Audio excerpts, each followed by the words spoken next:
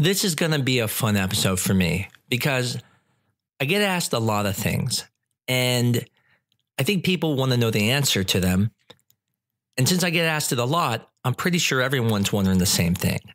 And so this episode is essentially going to be about frequently asked questions. I'm Dr. Mark Amols, and this is Taco Bout Fertility Tuesday.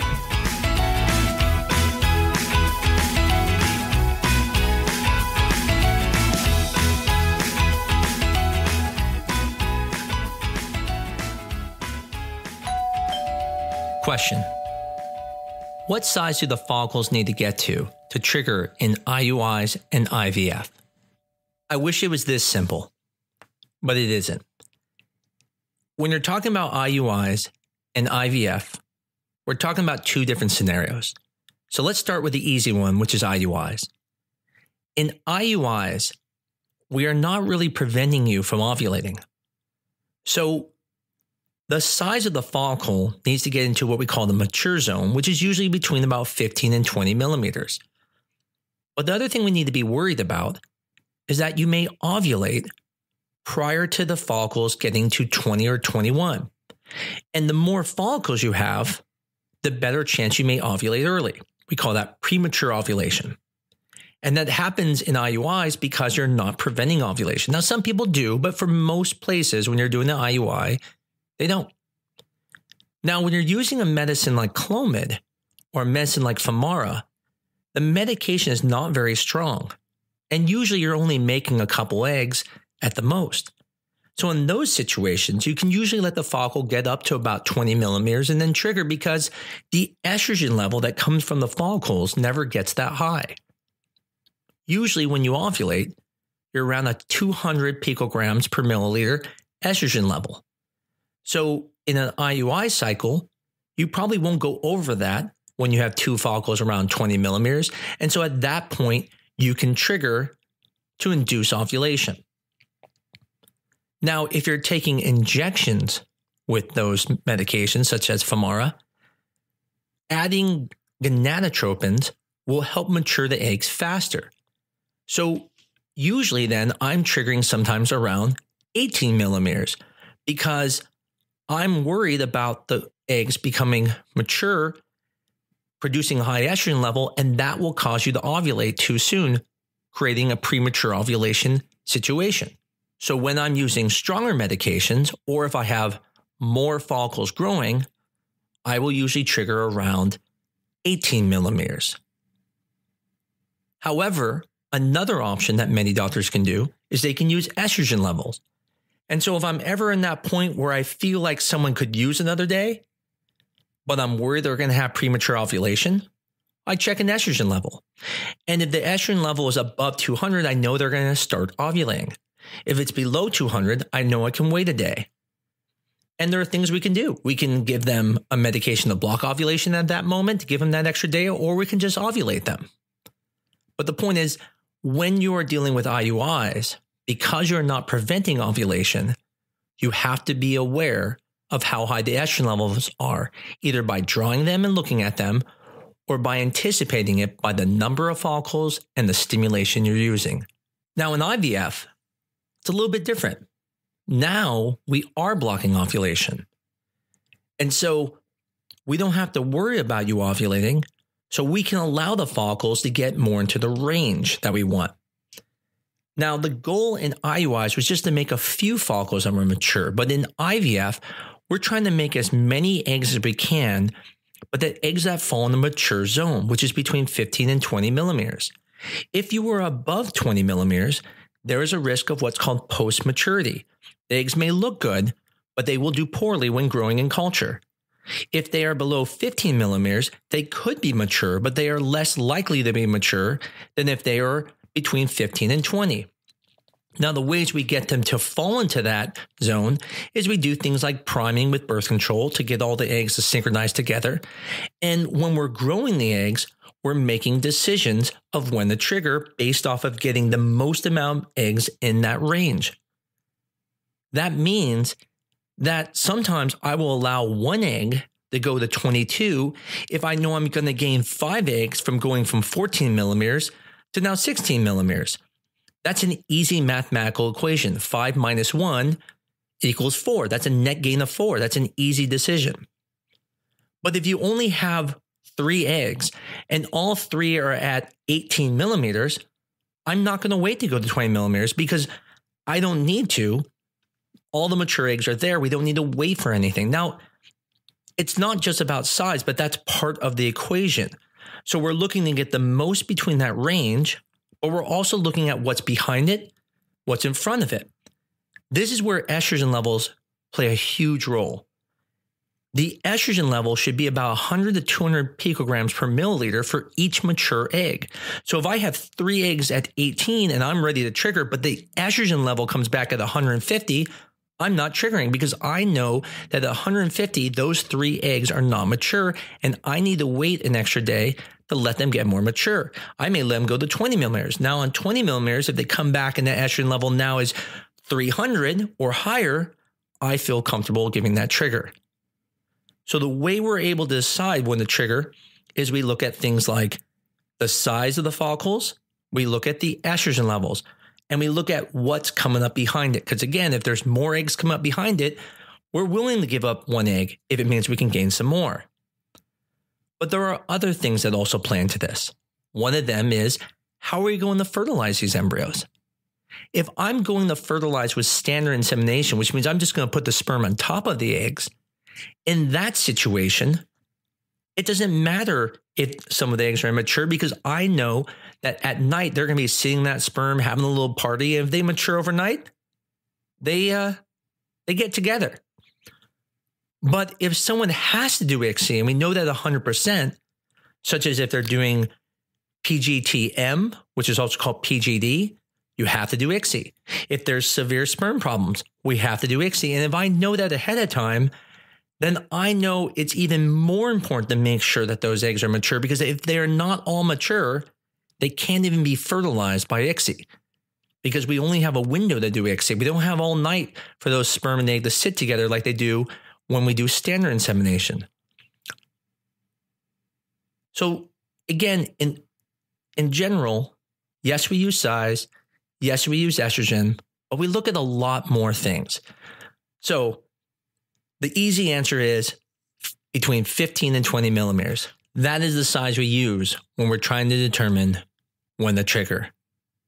But you now know that there's a lot more going on behind the scene into the decision of when to trigger you.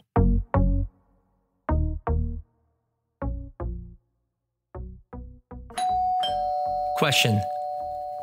Doctor, I'm almost sure I'm ovulating. I'm getting all the symptoms. It's true. When you go through IVF, when you're going through aggressive IUIs, you will notice all the symptoms of ovulation, even though you're not ovulating. Now, why is that? Because the symptoms you're feeling are not due to ovulation. It's just that you have learned from prior history that when you ovulate, you have seen those symptoms. So, for example, when you're ovulating, your estrogen levels are going to be approximately 200 picograms per milliliter. But when you're going under IVF or aggressive IUIs, your estrogen levels are going to get to that same number earlier. Now, the reason you're not going to ovulate is they're watching you and they're giving you an anti-ovulation drug, so you won't ovulate. But the estrogen creates some of the symptoms, such as the vaginal discharge. Lots of women will start to notice this white discharge and think, I'm ovulating. I'm definitely ovulating. And I say, no, you're not. You're just seeing the symptoms of estrogen elevation. And that's what's making you think you're ovulating because you're getting all of the same feelings because you have always conditioned yourself to think when estrogen levels are high, I'm ovulating, which is true in a natural situation, but not true when you're doing IVF. This would be like saying, if someone has an umbrella outside, it must be raining. Well, no, that's true that most people do have umbrellas outside when it rains, but sometimes some people use umbrellas to keep the sun out of their eyes and they just want to be in the shade. So we've conditioned ourselves to always assume an umbrella means it's raining outside, but there are some people who use umbrellas for shade and it doesn't mean it's raining. In the same situation, the symptoms you're feeling feel like ovulation because for most of your life, that is true. When you got those symptoms, you were ovulating because that's when your estrogen level was the highest. But now you are taking medications that cause your estrogen levels to go up early to the same levels or higher than ovulation. And that's why you're getting those symptoms. The good thing is you're not ovulating.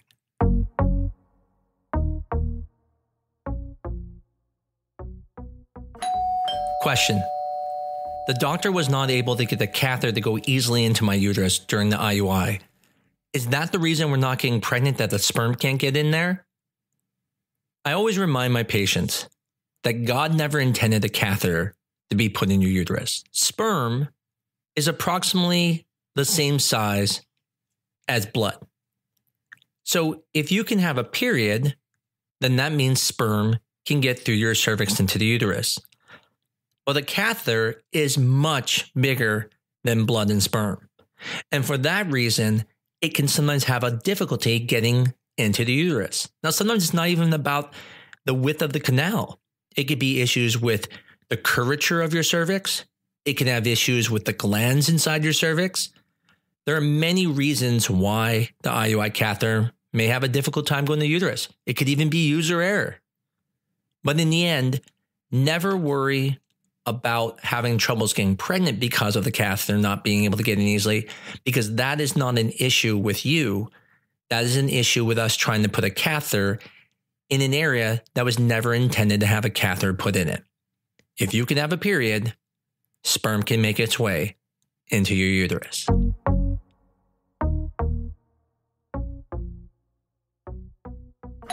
Question. Whenever we have intercourse, I notice all the sperm comes back out. I think that's why we're not getting pregnant. Every woman has experienced this. You have intercourse, and then you get up, and it seems like everything comes back out, and nothing got in the uterus. But this is actually how it's supposed to work.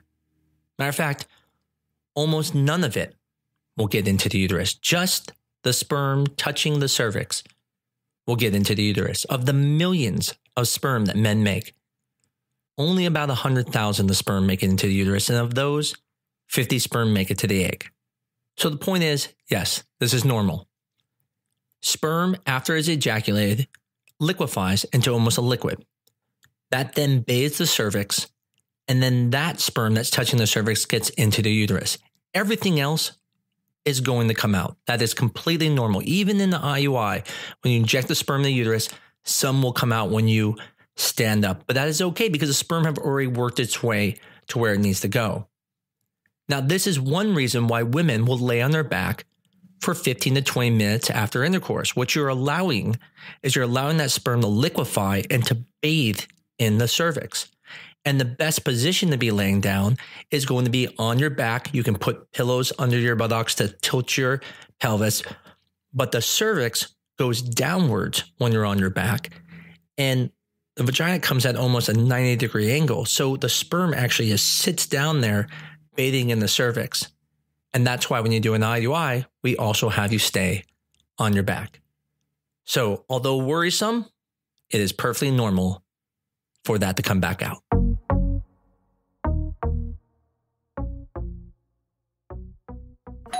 Question.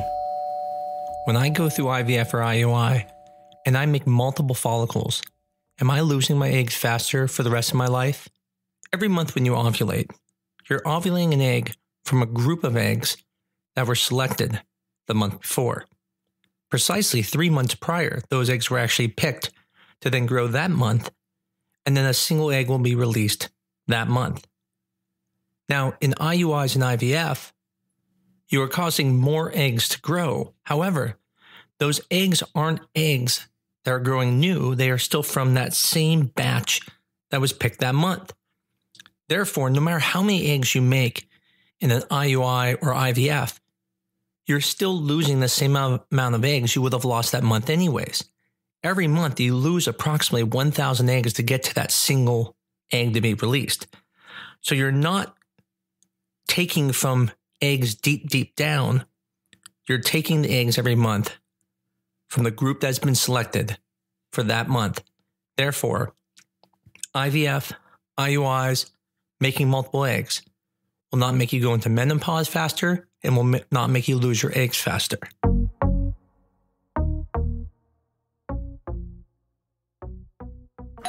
Question: how often should we have intercourse? You've probably heard from people before that say too much intercourse can reduce your pregnancy rate, or that you should maybe wait a while to let it build up. Well, both of these are kind of wrong. See, when men ejaculate, the sperm that they are producing at that moment was actually made 3 months ago. And it took time for that sperm to kind of work down the tubes and then to be ejaculated. So a man can ejaculate, and then if they have the capability of ejaculating an hour later, they will still make a decent amount of sperm because they're not making the sperm. They're just ejaculating the sperm that was made 3 months ago that has worked its way down the tubes.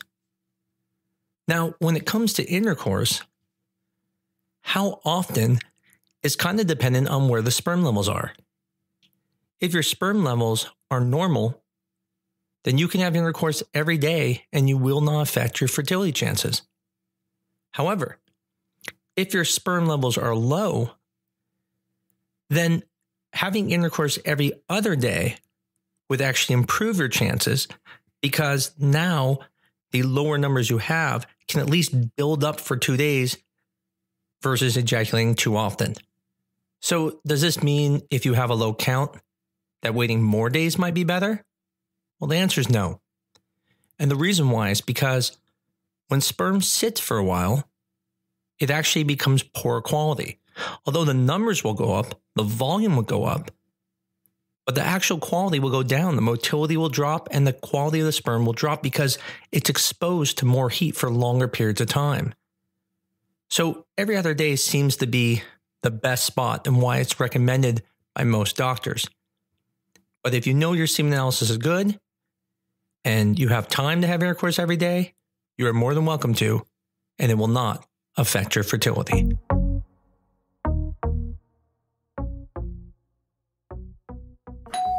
Question: do I need the orgasm when we have intercourse in order to help us get pregnant? Because doesn't that help push the sperm through the fallopian tubes?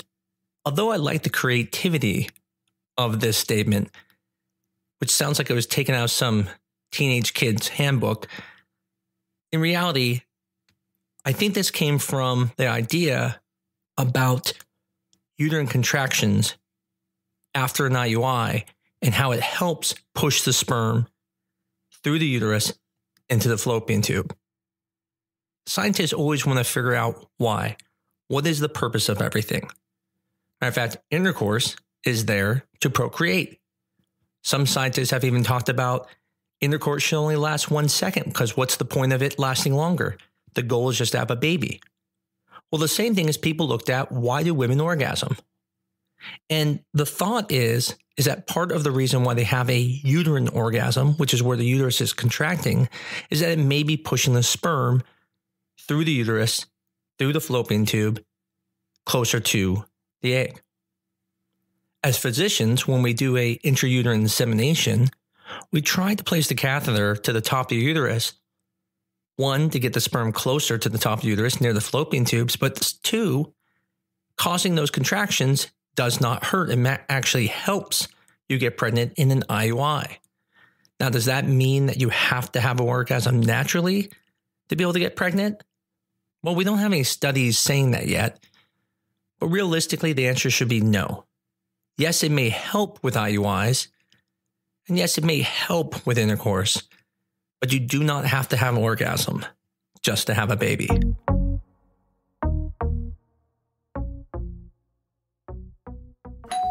Question: do tighty-whities cause my husband's sperm to be poor? The answer to this is very similar to the answer about how often to have intercourse. It kind of all depends on where the sperm levels are. No couples are not getting pregnant because men are wearing tighty-whities, riding bikes, or taking hot baths. However, it depends where your sperm count starts. If you start with Superman level sperm and then you wear tighty-whities or go in jacuzzis often, then your sperm count may drop down to Batman. Now, hey, that's okay, because Batman's still a superhero. Clearly not as good as Superman, but a superhero. But what if you start at Robin, and now you wear tighty-whities, and now you go into a hot tub? Now your sperm count drops down to the mere mortals. And at that point, it can affect fertility. So the point is, if your sperm count is okay and very good, you'll be fine. However, if your sperm count is borderline already, then tighty-whities will be your kryptonite.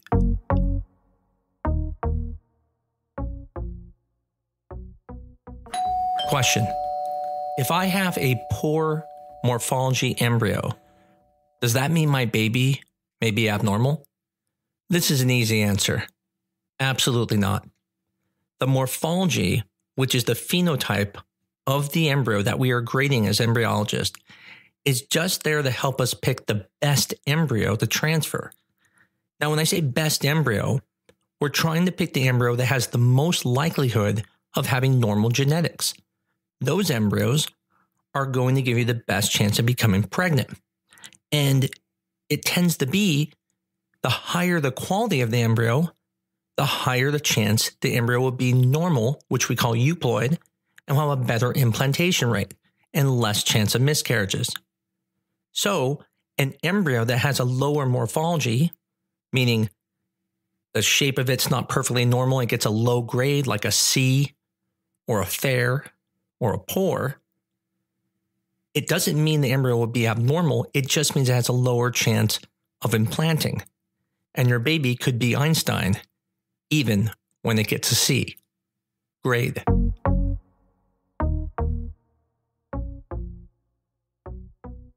Question: will my husband's abnormal shaped sperm result in abnormal babies?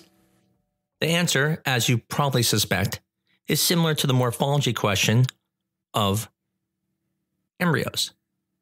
No, abnormal sperm is not going to cause your baby to become abnormal. And the reason why is because the sperm shape has nothing to do with the DNA inside it.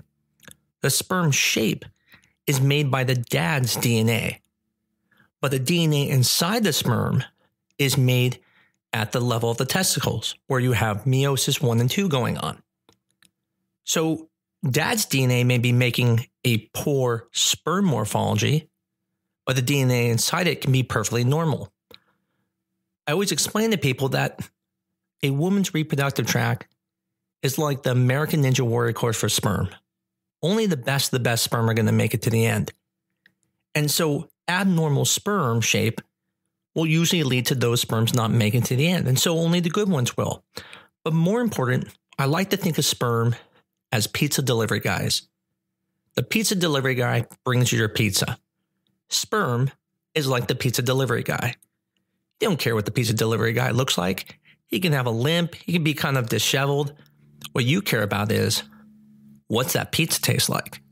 And what that pizza tastes like is the DNA inside the sperm. And so even an abnormal looking pizza delivery guy who comes into your front door can still bring you a great pizza. So you don't have to worry about judging a book by its cover, because this story still ends well, even when the pizza delivery guy looks like Carrot Top.